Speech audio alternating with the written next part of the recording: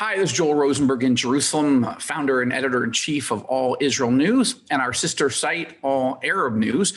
And we are talking about the issues that continue to challenge everybody here in this region. The number one security challenge, the number one geopolitical challenge in this part of the world right now, of course, is Iran. And the big question is, where is the Biden administration heading in its Iran policy? How will it handle Iran differently than the Trump administration? I think there's no question that Biden intends to do it differently. But how will he do it differently, he and his team, also from the Obama-Biden administration? Or are they continuing down the same basic trajectory? Now, as you know, I've been interviewing Democrats, Middle East experts who are close to Biden and were close to Obama in this series as we look at these things. But now we're going to talk to two officials that were in key places in the Trump administration and get their perspective. Admittedly different, but important. I want to start with two experts in this area. First is Victoria Coates. Victoria was a deputy national security advisor on the National Security Council during the Trump administration, focusing specifically on the area of the Middle East and North Africa. And then Len Khodorkovsky. Len was a senior advisor to the Trump administration's point man on the Iran policy issue, a man named Brian Hook. And they both served in a number of other roles, but for the point of this conversation, that's the core of who they are and sort of where their perspective is coming from. So first of all, Victoria and Len, thank you so much for being on All Israel News for your first time. Thank you, Joel. Thanks for having us, Joe. Honored to have you guys, really. This is a hugely important conversation. It was when you guys were in the cockpit, as it were, just a few months back. And it's even in many ways, it appears that Iran is trying to force itself onto the Biden agenda, even though I think by all indications, Biden would prefer to be dealing with COVID, economy, COVID, China, COVID, Russia, maybe COVID, but Iran is sort of not letting that happen. Victoria, let's start with you from your angle at the National Security Council. What have been just the last 2.5, 3 months worth of activities by the Iranian government that is, I think by all indications, you'd have to say provocative, right? Oh, it definitely is. And I actually think that the breaking news this morning, Joel, is the report from a group called Tanker Trackers, which Len and I are both very familiar with from our chasing of Iranian oil tankers over the past couple of years. But they came out with a really quite damning report about the Emerald, which is the ship that leaked the oil into the Eastern Mediterranean, that was Iranian oil. It was an illicit shipment to Syria.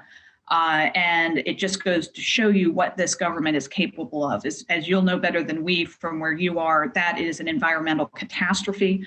It is extremely detrimental to Israel. The environment minister, I believe yesterday, called it environmental terrorism. Right. So for this administration, with focus on climate and appointing former Secretary Kerry as our climate envoy, I'm very curious to see how they respond to this, because whether it was incompetence or malfeasance, the fact is that the Iranians did this. Heck, this could have happened in the Suez Canal. The ship came through the Suez, which would have been just catastrophic for international shipping. This is what they're capable of. And so I think the desire to get back into the JCPOA needs to be tempered with a dose of reality that this is who we're dealing with. Just to follow up on that very quickly, Victoria, are the indications that this was intentional or simply, environmental mistake? I think that's not clear yet. I think either way, this was predictable. The Iranians have been playing very fast and loose with what you'd call the norms of international shipping.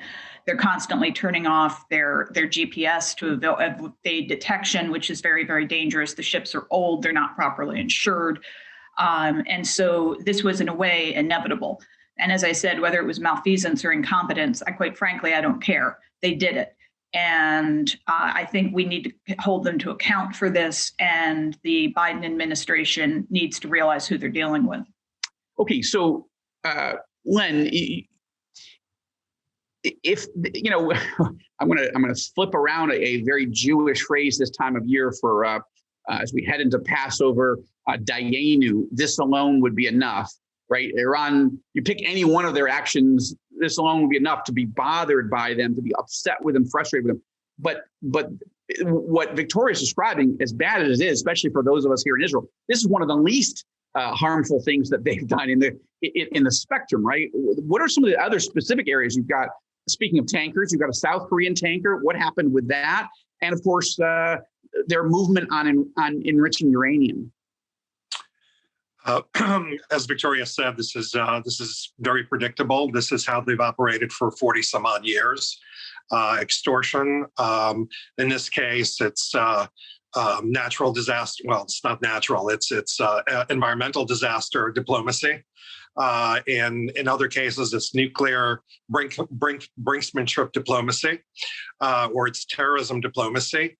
In the case of the South Korean vessel, it's hostage taking diplomacy.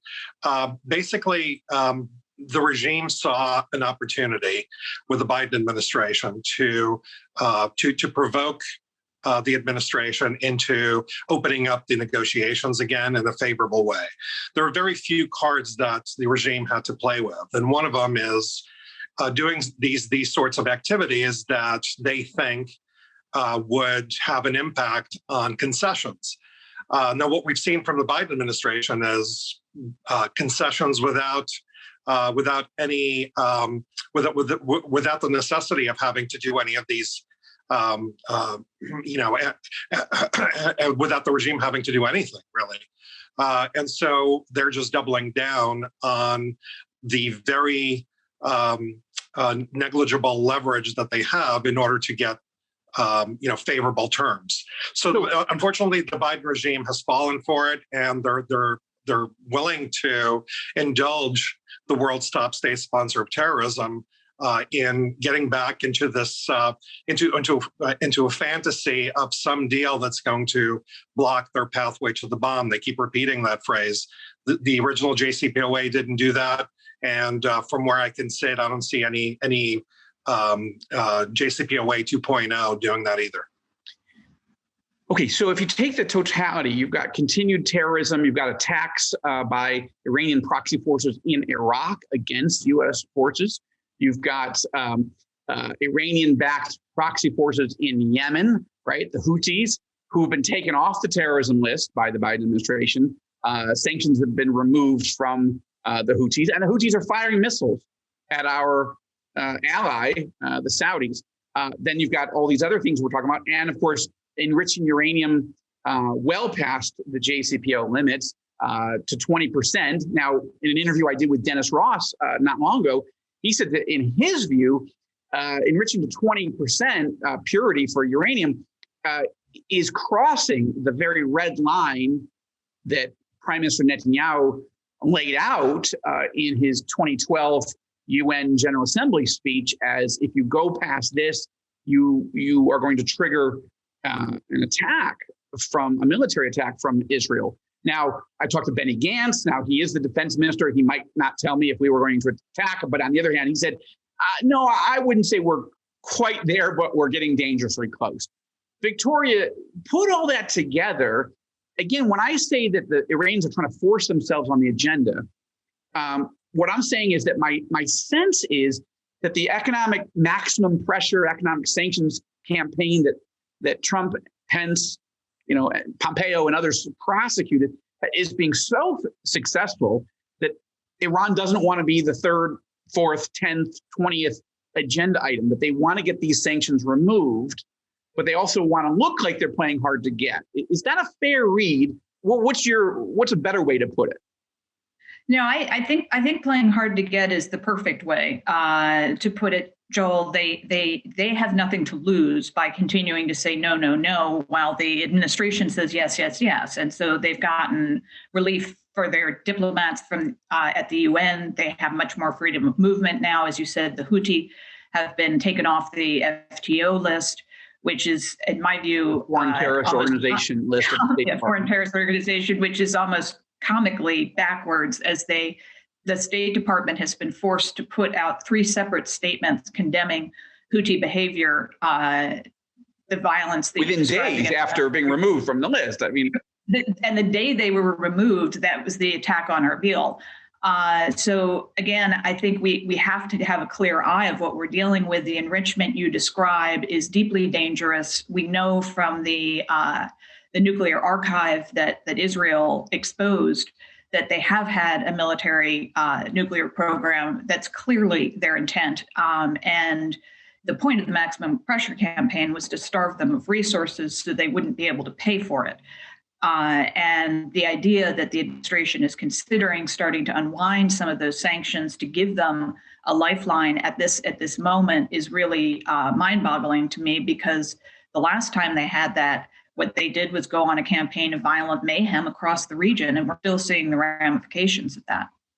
Len, again, in your role at State, working with Brian Hook, who was the Trump administration's point man in a day-to-day way regarding the Iran policy and the maximum pressure campaign.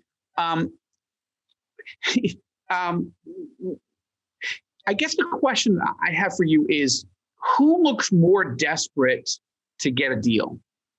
I think, because I think Iran is desperate. I mean, Victoria, I think I know what you mean, but you said, what do they have to lose? What does Tehran have to lose by looking like, they had nothing to lose? But actually, I think they're being strangled or suffocated by the sanctions. They do want them removed. But Len, my sense is that what they want to look like they could wait forever, because they sense that they're smelling fear in the water.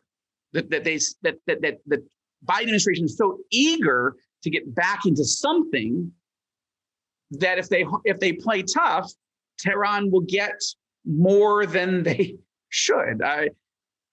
But I mean, that's a layperson's analysis. You were there. You know what the maximum pressure campaign is supposed to look like and what it was supposed to do. What is your read on that? Unfortunately, I think the Biden administration seems more desperate than the regime. I think in the Supreme Leader Khamenei's mind, he has all the time in the world to wait, and really, in his mind, none of the pressure really affected the regime elite as far as he sees. So he's not really feeling the heat, whereas Rouhani perhaps and some of the political people, felt like they needed to respond to the growingly uneasy public. Certainly there were protests breaking out every so often, including the November 2019 protests when the regime massacred about 1,500 people. So from Khamenei's perspective, he knows the end game. The end game is that regardless of the deal, the goal is to get the nuclear weapon and to have a military weaponized nuclear program. Regardless of what the West does, that is the objective. And so whether it has a stamp of approval by the international community through an agreement that only one side abides by, he's willing to play that game. But in the end, that is not the objective. And unfortunately, the Biden administration is too willing to be duped again, and seems, through its actions, it seems desperate to have a diplomatic success that they can claim, which really accomplishes no strategic objective.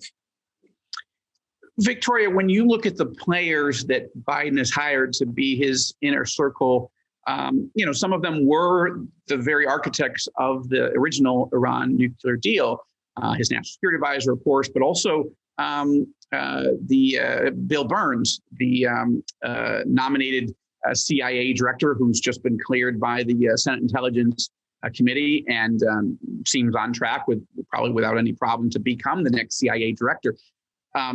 I'm actually listening to Burns's book. It's a fascinating book called The Back Channel right now on audio. And one of the things I'm trying to assess, and I'm curious, Victoria, on your take. Actually, I'm going to ask you the same question, Len, because people are policy, right? The people you hire are the people that are going to advise you and implement. The question I guess I'm asking myself is it unfair to think they're going to go down the same road because they're the original architects? Or is it possible that having learned what they may have done wrong, which I think the three of us all think they absolutely did wrong, but did they see how Iran has handled things over the last few years? Did they see why the Trump administration pulled out and the evidence of just even the last few weeks and months? I mean, people who run a football game and fumble, it doesn't mean that the next game or the next quarter, they can't come back and adjust their strategy. Victoria, how do you read the advisors to Biden? Well, I would like to think that, Joel, unfortunately, from what was revealed in the Washington Times a week or so ago, they never saw a problem with the JCPOA, and the folks that Biden has surrounded himself with continued to meet with the Iranians during the Trump administration. And one of the things I found fascinating is, John Kerry was meeting with Zarif right around the period when one of Zarif's own diplomats, credentialed diplomats in Vienna, was hatching a terrorist plot to blow up Paris, which apparently wasn't even bad manners in John Kerry's estimation.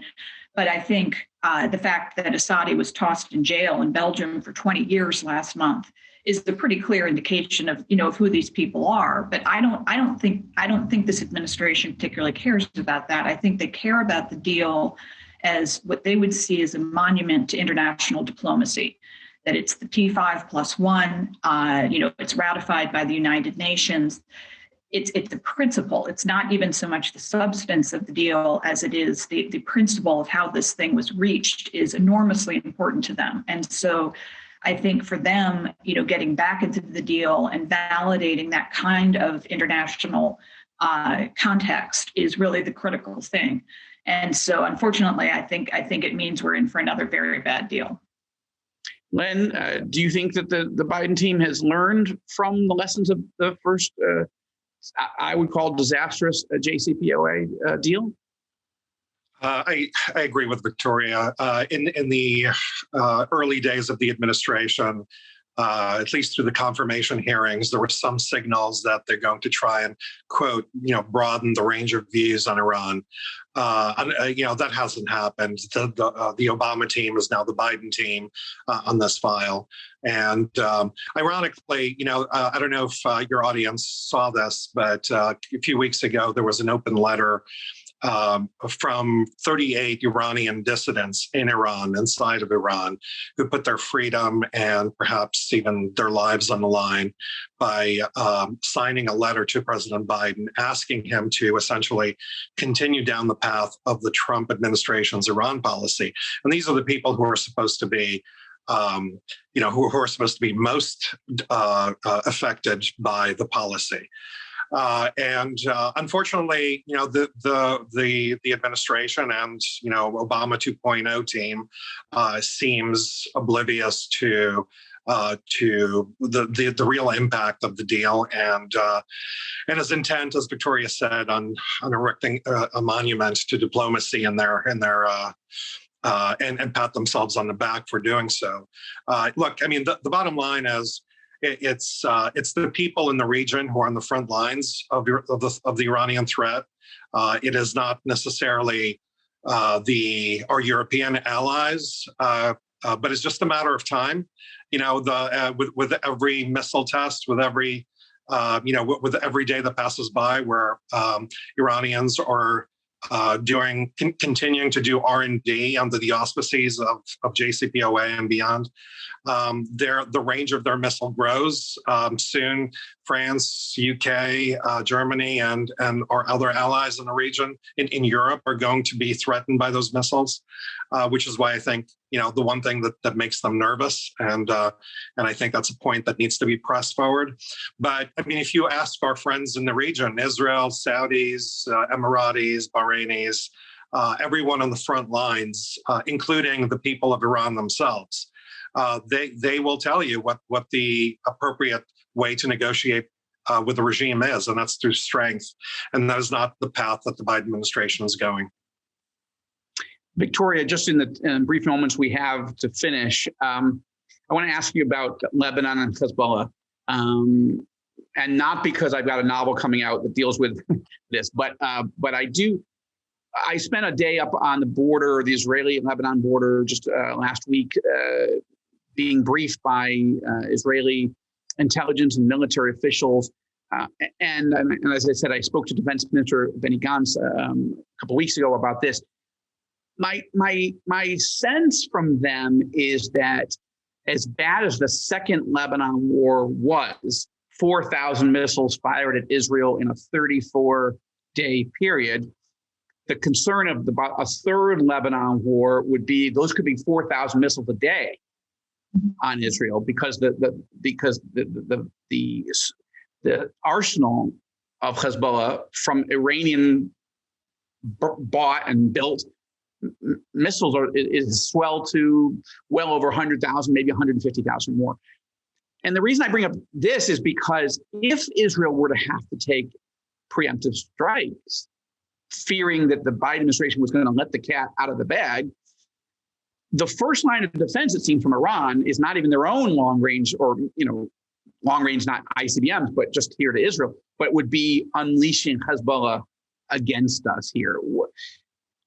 How do you read where Hezbollah fits in the Iranian strategic and tactical game that Tehran is playing? Well, that is an excellent question, Joel, and we'll all look forward to reading your book. What's the title?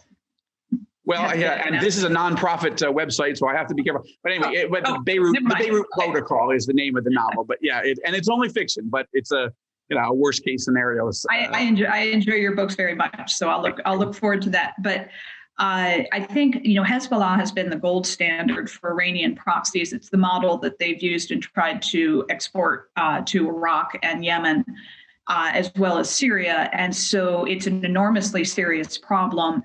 I think what you define in terms of the tens of thousands, if not hundreds of thousands of rockets that they've stockpiled over the last couple of years, that is precisely what Iran did with the money from the JCPOA. So we can assume if there's a 2.0, they will do that again if they get sanctions relief. Now, the good news, if there is any in this scenario, is that the people of Lebanon appear to be waking up to what a cancerous blight Hezbollah is on what had been such a beautiful and prosperous country. And the escalating protests as the fiscal situation gets ever worse, I think, are an indicator that they are fed up with this. And if Lebanon is used as a launching pad for a massive attack on Israel, resulting in further misery for the Lebanese people, I think Hezbollah is going to have a very hard time holding on to much popular support. So I think pointing out the fact that Israel has no interest in a war with Lebanon, that Israel wants to help the people of Lebanon, and that this is entirely a foreign effort on the part of Iranians to stir the pot and create an irritant and possibly put the people of Lebanon in the middle of a terrible war. I think that's a vitally important message to send. Well, I agree with you. And I actually quoted last week, and I was doing a series of stories on Hezbollah and that threat. I quoted a Lebanese member of parliament who says we're held captive, we're hostages to Iran, and so I don't know what the what the Lebanese people can do at this stage. In many ways, I fear that Lebanon has essentially become a province, for all intents and purposes, not a sovereign state, but a province of Iran and a forward operating base against Israel. And that's what, of course, they're trying to do with Syria as well. Thank you both. Go ahead. If I might, on that Please. point. One of the benefits of the maximum pressure campaign in starving the regime of the funds to conduct its malign policies is it slashed Hezbollah's budget by about half. Now, it's still a formidable budget, and it's still enough for them to cause trouble.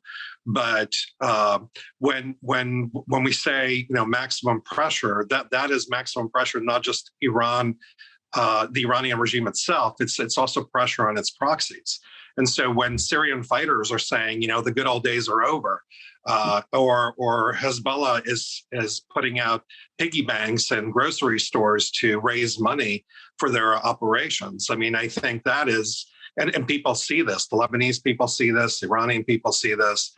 And Hezbollah has acknowledged that it's essentially an Iranian operation. I think you're right, Len. But I think that back to Victoria's point, even before, basically the entire period of the Obama Biden administration, the UN resolution 1701, I believe, was just being violated day after day. So that even if you're cutting down the salaries of the people that are manning those missiles in the mosques, in the schools, in the hospitals, in people's homes today, the missiles are there in such larger numbers than we faced in 2006, and that seems bad.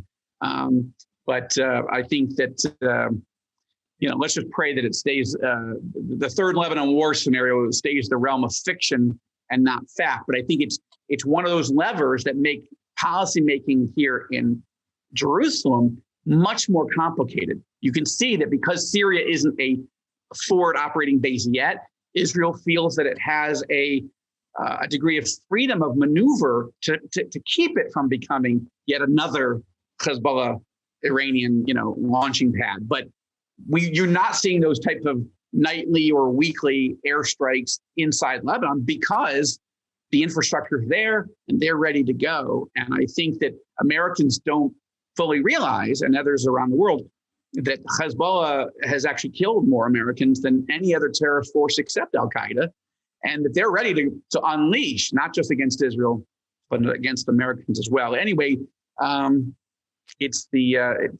I moved here to Israel, it wasn't to be a thriller writer, although being here, it is, when you think of radical Islamism, it's the gift that keeps on giving. There are no shortages of plots here because they're real.